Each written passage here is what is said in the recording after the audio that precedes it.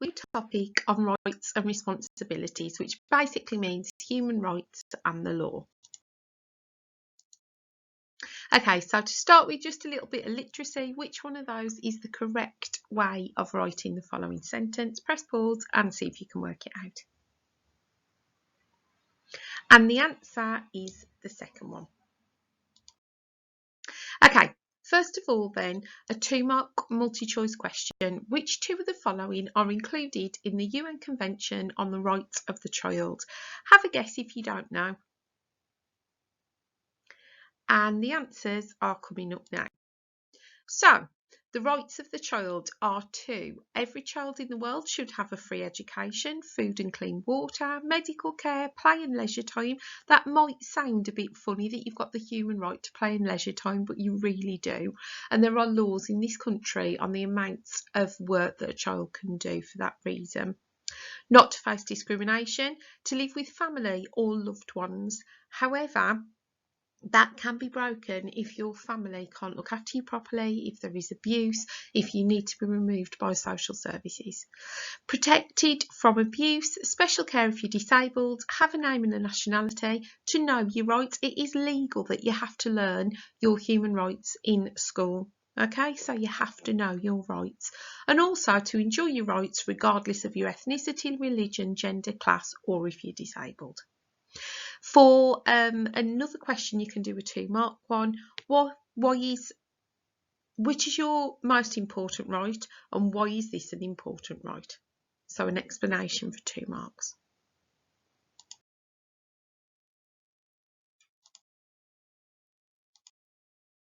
Okay, so I'm going to show you some pictures of some children who haven't had their rights met in this country and elsewhere.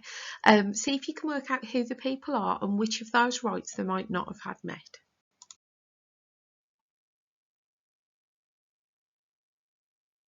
So this, you might remember, is a really, really horrifying story of a young boy called Alan Kurdi. Alan Kurdi was 3 years old and he was found washed up in a beach. I believe it was in Turkey. He was a Syrian refugee. So his family had been in the centre of the war in Syria, the civil war. You know, they were a hard-working, honest family. Mom, dad, I think there was 3 children. And basically they tried to escape the war because their house, their business, their schools had all been destroyed by bombs. They got nowhere to live. They got no way of making money. They needed to find safety. Lots of their family members had been killed. They needed to find safety before they were killed as well. So their parents tried to get them to safety by travelling on one of the boats that left to come over to Europe to try and claim asylum. Now, by human rights, everybody should have the right to live in safety. So if you cannot live safely within your country, you have got the human right to seek asylum to try and find safety. So what they were doing wasn't actually illegal because they've got the human right to live safely. Unfortunately, a lot of these boats that bring them over, they're not monitored, they're not registered, they just do it to make money. They're very, very unsafe. And every year, hundreds of people die trying to cross over. This little boy washed up on the beach, and it was just a horrifying picture. And this poor man had to go and rescue the body. So what human rights did he not have met? Press pause and have a think. Yeah, so you've got the fact he's not being protected by abuse, he's not got an education, he can't live with his family and loved ones, no medical care, so basically all of them really. And there he is, that was a picture of the poor boy. Horrifying scenes. So that child wasn't from England, wasn't from the UK. Does that make him any less worthy of having his rights met? I certainly don't think so, and I don't think anybody else does either. So these children are young people from the UK who haven't had their rights met. Press pause and see if you know any of their stories. Okay, so we'll start off with one you've all heard of, Madeleine McCann. Madeleine McCann was 3, I believe, at the time. She was on holiday with her mum, dad, and her brother and sister, who were twins, aged 1. Mum and dad had got an apartment in Praia de Luz, I think it's called, in Portugal. And their mum and dad had decided to go out for a meal with their friends, and they left the children in the hotel room while they went out.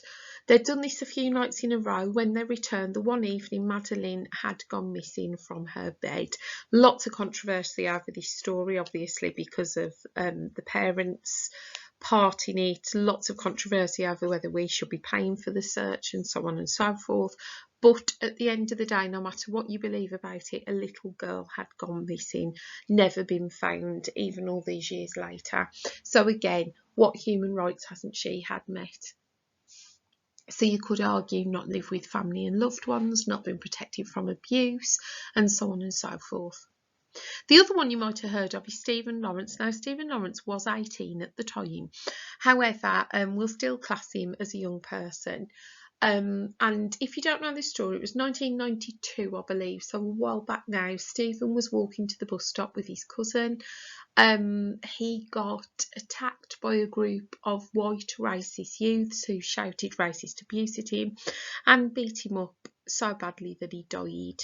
The police investigation into it was completely bungled. They didn't take the right evidence, they didn't interview people properly, they didn't follow up the normal procedures, and a huge report was launched called the McPherson Report that stated that the Metropolitan Police were institutionally racist because their policies hadn't followed up the story, hadn't followed up the case because of the fact he was a black person.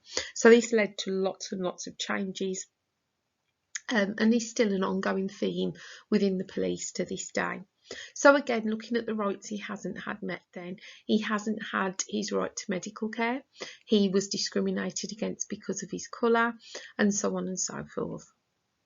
April Jones, a little girl, lived in Wales. She was kidnapped and murdered by a man, and again, hasn't had the right to be protected from abuse. Kyra Ishak was a young girl who was looked after. I think this one her mum and her stepdad. I think it was, yeah. And basically, they didn't treat her very nice. She didn't go to school for a long time. She was locked in her bedroom. She was made to use her drawers from underneath her bed as a toilet. The fridge was locked, so she couldn't get in there. She died of neglect, basically, abuse and neglect. So she didn't have medical care. She was denied her education. She wasn't protected from abuse. A really sad story of a young lady. And then we've got Georgia Keeling. A few years ago, there was another epidemic. I believe this one was not a pandemic, and it was called, I think this one was swine flu. So swine flu was an illness that was making lots of people sick, and it was going around the country, and you weren't allowed to go to the doctors if you got swine flu. You had to phone up the doctors. They would put you through to a special line, get you some medicine sorted, someone would go and collect it for you. You weren't allowed to go to the doctors. Georgia Keeling was 18 months old. She'd come down very poorly. Mum and Dad did the right thing, tried to take her to the doctors. Doctors refused to see her.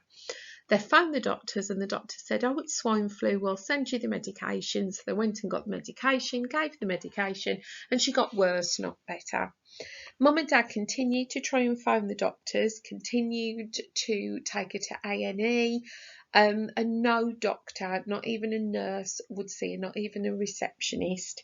They tried 3 A&E departments in total, had rang, 111, countless times, were absolutely at the end of the tether. And the following morning, Georgia Keeling died. It wasn't swine flu, it was meningitis. She'd been denied her right to medical care and died as a result.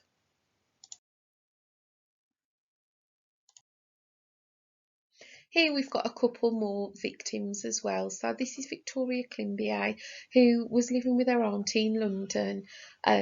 Mom was going to come over and look after her, and auntie abused and neglected her, and she died as a result. It started the whole Every Child Matters movement, and really tried to encourage schools, doctors, police, social services to work together in the best interests of children. And then the next one is Baby P. Now, you might have heard of Baby P. Baby P was about 1.5, lived with his mum and his stepdad, and mum and his stepdad abused him horrifically. He was under control of social services as well. However, social services were found to not really have protected him as best possibly they could. One day, for example, a social worker had gone round to the house and Baby P's face was covered in chocolate. Social worker didn't question this, and actually the reason his face was covered in chocolate was because he was covered in bruises that mum and stepdad had done to him, and they put the chocolate on his face to hide it. So Baby P suffered absolutely horrifying injuries. His back was broken. I can't remember how many bones he'd had broken. The dog had bit his nails off. He'd was forced to eat. He'd been eating the side of the cot. And all these kind of things. He wasn't fed. He was horrifically abused and died as a result. Really, really sad, horrible stories that just go to show that even in a country like the UK, where we think, yeah, we all have our human rights, we treat each other really well, that actually no, there are still massive human rights abuses within this country.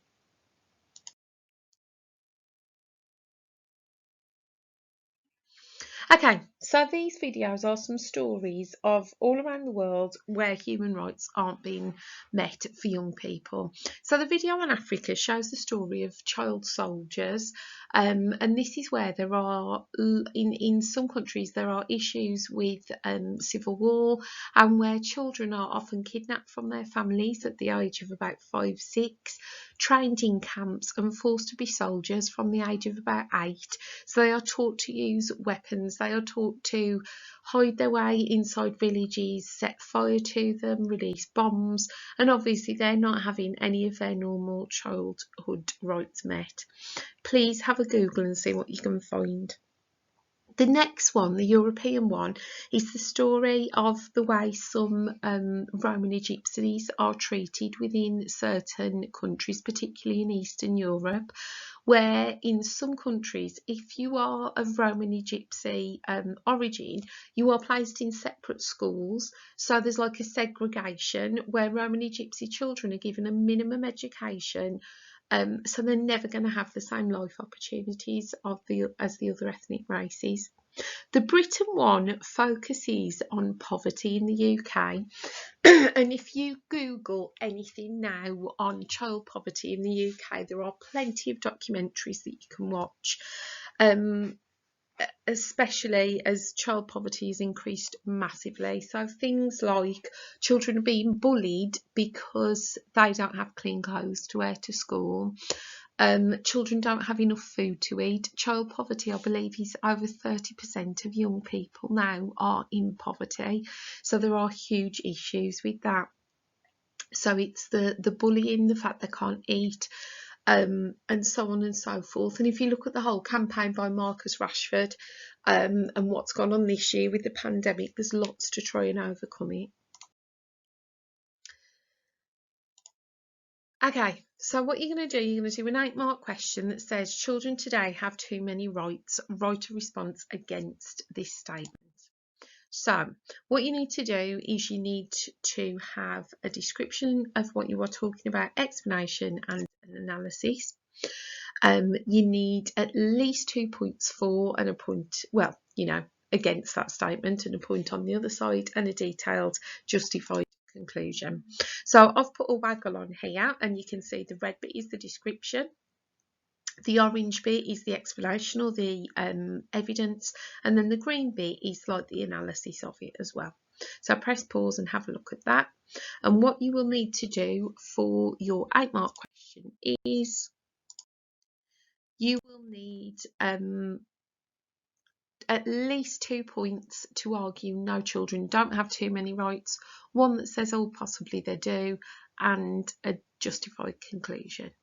At the end of it all, then, what do we think is more important, rights or responsibilities of children?